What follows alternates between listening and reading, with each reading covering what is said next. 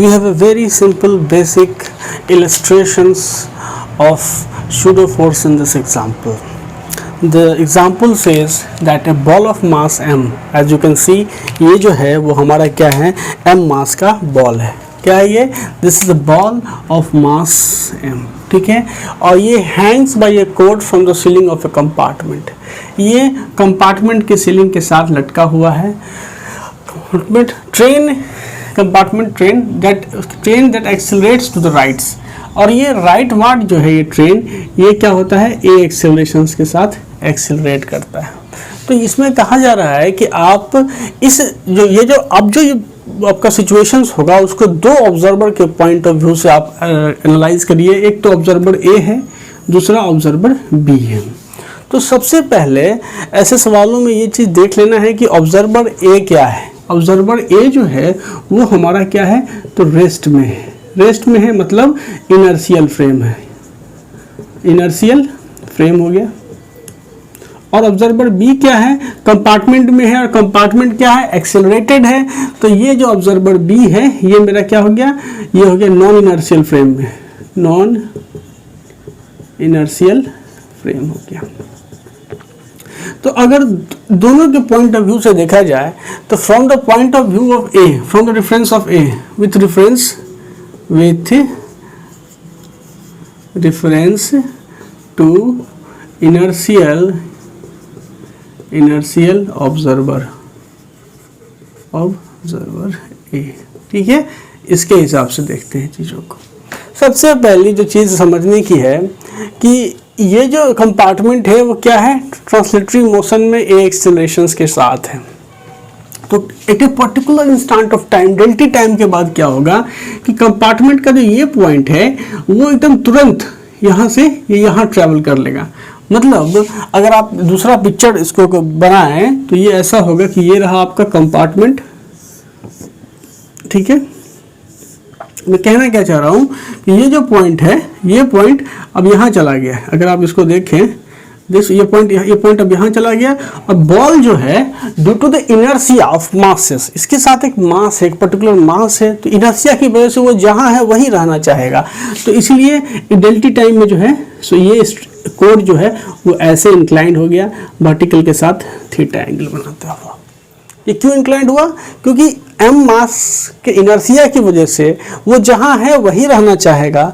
और जो कि कंपार्टमेंट का ये पॉइंट जो है वो तो ए एक्सेलरेशन के साथ ट्रैवल में है, तो एक पर्टिकुलर इंस्टेंट ऑफ टाइम डेल्टी में वो क्या होगा, वो यहाँ चला आएगा और मास यही रहेगा. और कोड में जो है सो टेंशन डेवलप होगा, टेंशन फोर्स टी. ठीक है, टेंशन फोर्स टी. तो ये जो चीज़ है ये इनर्शियल ऑब्जर्वर ने ऐसा देखा. अब इनर्शियल ऑब्जर्वर को ये पता है कि चूंकि ये कंपार्टमेंट ए एक्सेलरेशंस के साथ मूव कर रहा है, तो ये जो ब्लॉक है, ये जो आपका मास है, इसका भी एक्सेलरेशन सेम ए ही होगा. और वो ये जस्टिफाई कर सकता है कि ये जो एक्सेलरेशन है वो टेंशन फोर्स का जो हॉरिजॉन्टल कंपोनेंट है उसकी वजह से है. मतलब अगर आपका देखिए ये कैसा है, ऐसा है, ये मास है, टेंशन फोर्स टी इधर है. ठीक है, अगर आप वर्टिकल के साथ देखिए तो ये एंगल थीटा हुआ, तो ऑब्वियसली यहाँ ये एंगल थीटा हुआ. तो ये क्या होगा, इधर हॉरिजॉन्टल डायरेक्शंस में कौन सा कंपोनेंट टेंशन का है, टी साइन थीटा. और वर्टिकल डायरेक्शन में कौन सा कंपोनेंट है, टी कॉस थीटा. तो ये जो T sine theta tension force का कंपोनेंट है, यही इसको ए एक्सेलरेशन मतलब m इंटू ए के बराबर है.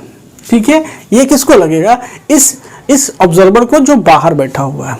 ठीक है, वो क्या जस्टिफाई करेगा, वो जस्टिफाई करेगा कि इस पे एक हॉरिजॉन्टल फोर्स जो है सो टी साइन थीटा लग रहा है, वही इसके एक्सेलरेशन जो है ए के लिए रिस्पॉन्सिबल है. मतलब उस पर नेट फोर्स m इंटू ए लग रहा है. तो न्यूटन्स लॉ जो है सो इस केसेस में अप्लाई हो गया. तो इसके हिसाब से अगर देखा जाए तो आप इसको तो यहाँ टी साइन थीटा कर लिए, और यहाँ पे ये क्या है, मास mg नीचे लग रहा है.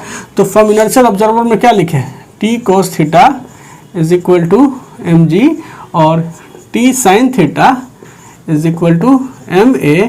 इसलिए इक्वेशन 1, ये इक्वेशन 2, तो जब 2 डिवाइडेड बाय 1 करेंगे तो ये क्या हो जाएगा, तो tan theta is equal to क्या चीज़, तो a बाई जी, और इसी से theta is equal to tan inverse of A by G आ गया। ठीक है, theta is equal to tan inverse of A by G आ गया। इवन अगर आप टेंशन फोर्स कैलकुलेट करना चाहें, मतलब ये जो स्ट्रिंग में टेंशन फोर्स है, देखिए जब इस पोजीशंस में भी नीचे वेट mg लग रहा था, जब एक्सेलरेशन नहीं हो रहा है, when there is no acceleration, a is equal to 0 की बात कर रहा हूँ, तब भी यहाँ पे एक mg फोर्स नीचे लग रहा है और इसमें टेंशन फोर्स डेवलप्ड है t, और यहाँ पे इस केस में जब acceleration t is equal to क्या होगा mg। लेकिन अब इस केस को अगर आप देखेंगे तो आपका टेंशन फोर्स कितना आ जाएगा, देखिए यहाँ से tension force t is equal to mg by cos theta आ गया, है ना। तो आप देखिए tan theta is equal to a by G है, मतलब ये अगर आपका ऐसा है, थीटा है, ये हो गया a, ये हो गया g, तो ये कितना हो गया root under a square plus G square. तो आप यहाँ से लिख सकते हो कि cos थीटा is equal to g by root under A square plus G square. तो ऐसे अगर आप लिखें इसको तो m into G by G, यहाँ पे root under A square plus G square, तो जी कट गया, मतलब m रूट अंडर यहाँ पे ए स्क्वायर प्लस जी स्क्वायर, ये टी आ गया।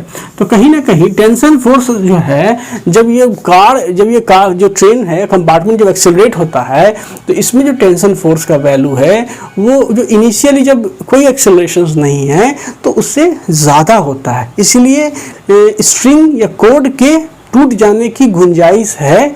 अगर एक्सेलरेशन बहुत ज़्यादा होगा तो ऐसा पॉसिबल है कि इस एक्सेलरेशन की वजह से इसमें ज़्यादा टेंशन प्रोड्यूस हो जाएगा और स्ट्रिंग जो है सो अपना ब्रेकिंग स्ट्रेंथ पे आकर के टूट जाएगी। ये तो बात हुई आपके इनर्शियल ऑब्जर्वर के पॉइंट ऑफ व्यू से, लेकिन जो आपका नॉन इनर्शियल ऑब्जर्वर है वो क्या चीज़ देखेगा, उस पर बात करते हैं। इस नॉन इनर्शियल ऑब्जर्वर को, ये जो बी ऑब्जर्वर है उसके रिस्पेक्ट में, ठीक है, from non inertial observer from क्या चीज, तो with reference to B, with reference to B, ठीक है।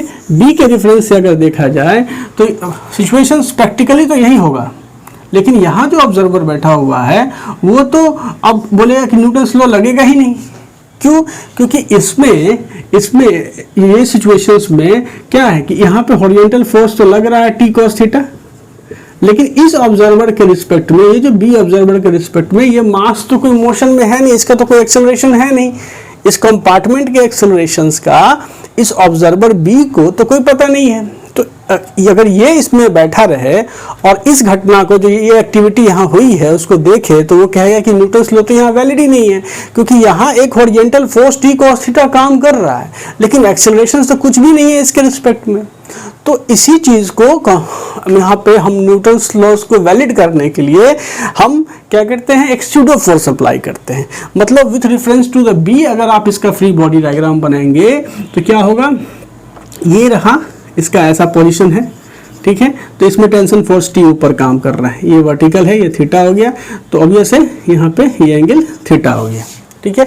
अब इसका जो वेट है वो mg नीचे की ओर काम कर रहा है, ठीक है, mg नीचे की ओर काम कर रहा है। और चूंकि आपका ट्रेन इधर की ओर एक्सेलरेटेड है, सूडो फोर्स इधर की ओर लगेगा, मतलब सूडो फोर्स इधर की ओर लगेगा, और ये सूडो फोर्स क्या होगा, तो मास ऑफ द, यहाँ जो ये ऑब्जेक्ट है इसका मास इनटू एक्सेलरेशन, मतलब m इंटू a, और ये जो होगा ये आपका सूडो फोर्स होगा। क्या होगा, ये सूडो फोर्स होगा, सूडो फोर्स होगा। और अब अगर आप देखें इस ऑब्जर्वर के पॉइंट ऑफ व्यू से, तो न्यूटन्स लॉ वैलिड हो गया, क्योंकि सूडो फोर्स इधर है और यही सूडो फोर्स जो है वो टेंशन के horizontal component T sine theta को बैलेंस कर रखा है। ये जो आपका सूडो फोर्स है ये किसके द्वारा बैलेंस्ड है, तो टेंशन की हॉरिजॉन्टल फोर्स के द्वारा, और ये जो आपका mg है वो टी कॉस थीटा फोर्स से बैलेंस है, ठीक है। तो अब अगर आप इक्वेशंस में इसको लिखोगे, तो चूंकि ये बी ऑब्जर्वर के रेफरेंस में, ये तो रेस्ट में है, तो फोर्सेस आप लिखोगे इक्वेशन में तो केवल फोर्सेस काउंटर बैलेंस होंगे। तो अब आप जब लिखोगे तो यहाँ पे लिख लो, ठीक है। अब आप जब लिखोगे तो लिखोगे ma is equal to T sine theta, और क्या चीज mg is equal to T cos theta, ठीक है। क्या दोनों के केस में आपने सेम इक्वेशंस डिराइव किया या नहीं, देखो ये इक्वेशंस और ये इक्वेशंस, ये दोनों इक्वेशन सेम ही हैं, लेकिन इस ऑब्जर्वर के लिए ये जो आपका ऑब्जेक्ट है वो हॉरिजेंटली और वर्टिकली दोनों इक्विलिब्रियम में है, कोई एक्सेलरेशंस नहीं है, रेस्ट में है। और इस ऑब्जर्वर के लिए इसका क्या है, एक्सेलरेशन है, और ये एक्सेलरेशन है टी कॉस थीटा। ये जो आपका ये कंपोनेंट है, आपका ये जो कंपोनेंट है टी साइन थीटा, सॉरी ये टी साइन थीटा, ये इस फोर्स की वजह से ये एक्सेलरेशन इसमें हो रहा है। तो मैथमेटिकली तो चीज़ें सेम आई, लेकिन जो इसका मोशंस का स्टेट ऑफ मोशंस है वो दोनों ऑब्जर्वर के पॉइंट ऑफ व्यू से चेंज हो गया। और आपने देखा कि कैसे ये ऑब्जर्वर जब तक स्यूडो फोर्स अप्लाई नहीं करता ये कैपेबल नहीं था इस फ्रेम में बैठ करके यहाँ न्यूटन्स लॉज को सेटिस्फाई करने में। ठीक है, तो this was a very basic example to let you know about the pseudo force and how and where you apply the pseudo force.